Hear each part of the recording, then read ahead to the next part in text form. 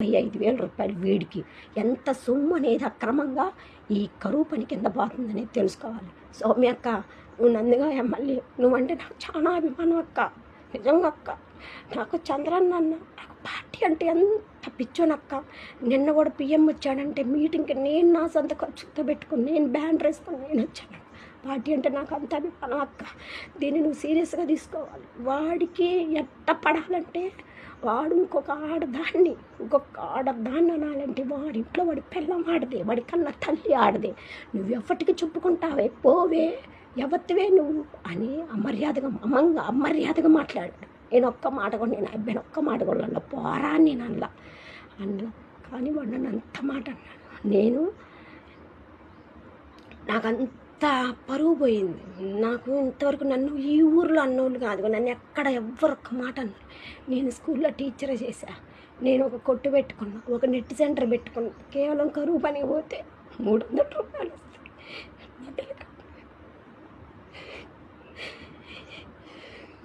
నా పిల్లగాడు ఇంజనీరింగ్ చదువుతున్నాను, వాడికి డబ్బులు వస్తాయి, వాడికి నెల కొంచెం ఖర్చులకి ఇవ్వచ్చన్న ఒక ఉద్దేశంతో పడిపోతాను.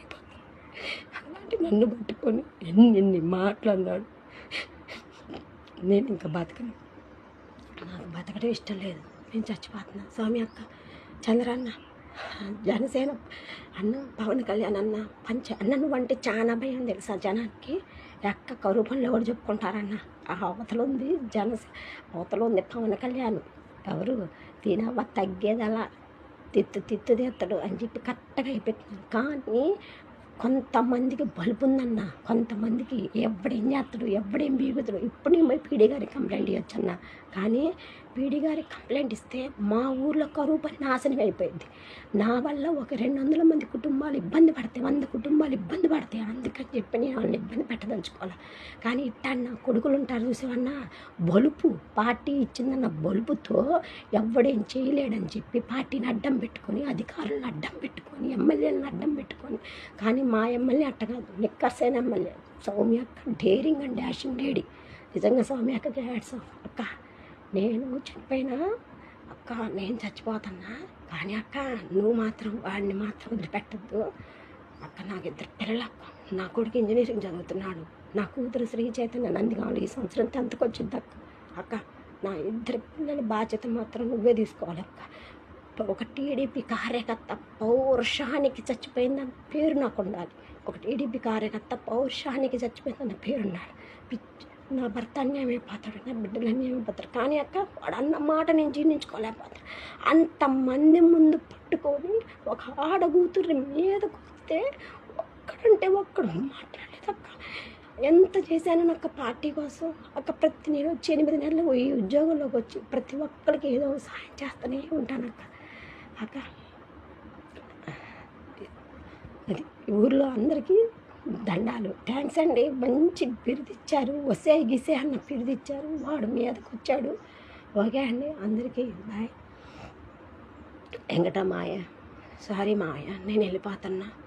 శ్రీనివాసు, మ్యాగీ బాగా చదువుకోండి. నేను ఈ అవమానాన్ని జీర్ణించుకోలేకపోతున్నా. ఈ అవమానం నాకు అవమానం, ఇది పెద్ద అవమానకరంగా బాధ ఫీల్ అవుతున్నాను. అంతమంది ముందు నేను ఒక కమ్మూరు అమ్మాయిని, ఒక కమ్మ పుట్టక పుట్టి, ఒక సామాజిక మధ్యతరగతి కమ్మ పుట్టక పుట్టిన నేను ఒక మగ మనిషి నన్ను రోడ్డు మీద పట్టుకొని వసే గిసే పోవే, నీ అంతు తేలుస్తాను, నా అంతు నువ్వేంద్ర తేల్చేది, నా అంతు నువ్వేంద్ర, పైన ఉన్నాడురా, పైనోడు తేలుస్తాడా నీ అంతు, నువ్వేం తేలవద్దురా. ఒరే నీ బతుకు పైనోడు చూస్తాడు, పైన ఒకడు వాడు చూస్తాడు, నువ్వేం బాధపడద్దురా రవి.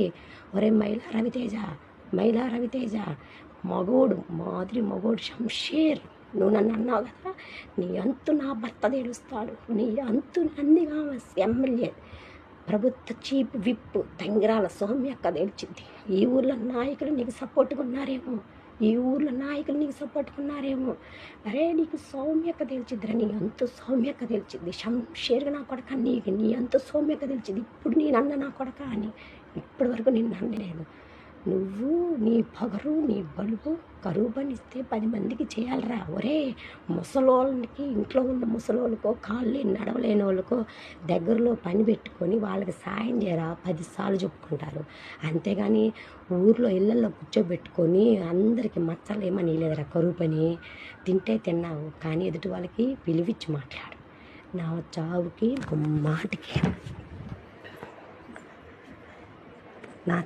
ముమ్మాటికి కారణం మైలా రవితేజ.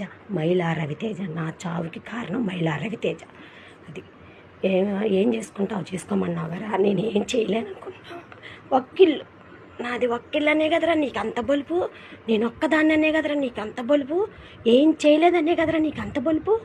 అయితే మళ్ళీ మరే మా నాన్న 32-33 సంవత్సరాల నుంచి చచ్చిపోయి, ఆడికన్నా గొప్పడువా మా తాత ఎంతమందికి అన్నం పెట్టండి అబ్బునేసరు, ఆయనకన్నా గొప్పడువా.